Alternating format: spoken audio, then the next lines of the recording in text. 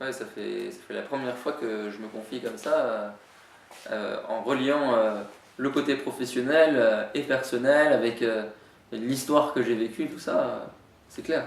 Là, je parle à la caméra comme je parle à mon ami qui est derrière. Je parlais du handicap en entreprise, dans les associations en société, voilà. J'étais destiné à être un handicapé très lourd, et d'ailleurs encore aujourd'hui je suis atteint d'une maladie rare et mortelle. Je ne m'en soucie guère. Pourquoi? Pourquoi est-ce que je devrais m'en soucier? Pourquoi est-ce que je devrais me dire tiens, c'est peut-être demain que je vais partir, donc vite, vite, vite, faudrait réussir le plus vite possible, être le plus riche le plus vite possible, avoir telle voiture le plus vite possible, aller en vacances à tel endroit le plus vite possible, sinon la vie sera perdue.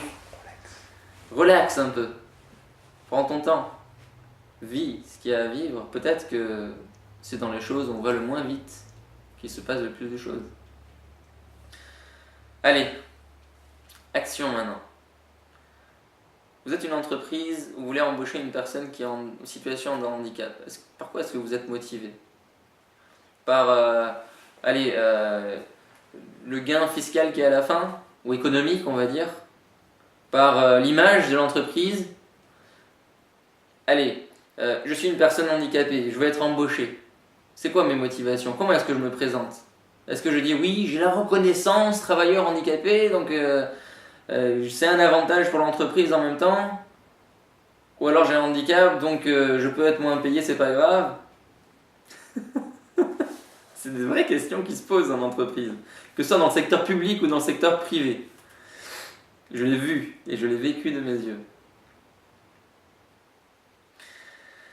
Bien, chers amis, c'est peut-être le temps d'être honnête avec nous-mêmes et de dire que parfois on est con.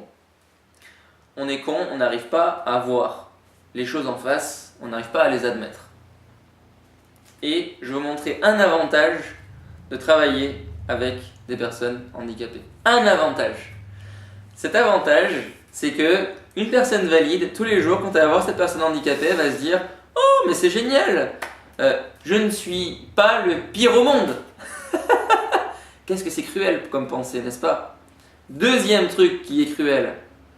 Quand je vais embaucher quelqu'un qui est handicapé, je vais pouvoir dire « Ah oui, mais moi je suis une entreprise qui embauche des personnes handicapées, donc peut-être que je peux polluer un peu plus l'environnement. » Donc je trouve une raison derrière. Est-ce que je suis vraiment honnête avec moi-même? Est-ce que je suis vraiment clair avec mes valeurs? Est-ce que l'entreprise même dans laquelle je suis est claire avec ses valeurs? Voyons ça. Voyez ça quand vous-même vous y êtes. Pourquoi je dis ça? C'est très très simple. Quand nous acceptons l'invalidité, nous acceptons la souffrance. Quand on la cache, on cache la souffrance. Quand on cache une souffrance ou une peur, elle prend de la hauteur. Elle devient plus grande encore à chaque fois. Et en réalité, embaucher une personne qui est en situation de handicap, c'est permettre au bien-être de s'installer dans votre entreprise si vos valeurs sont cohérentes avec ça. Voilà. Donc, je suis là pour vous y accompagner. Je m'y accompagne moi-même tous les jours. Et je souhaite qu'on puisse discuter, parler ensemble, se téléphoner et avancer. Maintenant.